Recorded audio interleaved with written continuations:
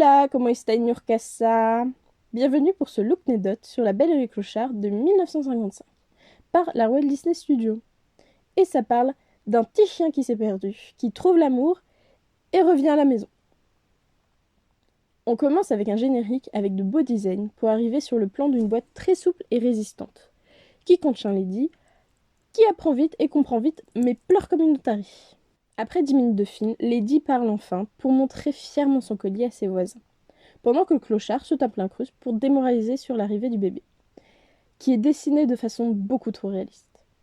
Bref, grâce à l'arrivée de la pire tante de tous les temps et de ses chats acteurs, on peut voir que les Browns aiment les amis. Après que Lady se soit échappée, Clochard le sauveur nous montre ses capacités lors d'un combat violent, sans sang. La balade des deux chiens dans le quartier international nous amène au chef italien entremetteur qui comprend et chouchoute les chiens. Mais ça n'empêche que Lady se fasse attraper et enfermée dans une cellule aux barreaux légèrement trop espacés. Cependant, ce passage nous donne une belle pub pour la SPA. Ça se termine sur une battle avec un rat surpuissant et une happy end, qui bien entendu amène un deuxième film, La Belle et le Clochard 2, de 2001, qui nous montre Swamp, déjà avide de liberté, face à des humains, peu stricts mais présents à l'écran.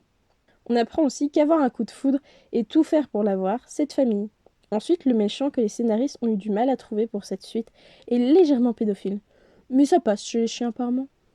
En parlant des créateurs du film, ils ont galéré à refaire de beaux décors comme dans le premier opus et de trouver une scène assez forte pour égaler la scène des spaghettis, sans limiter.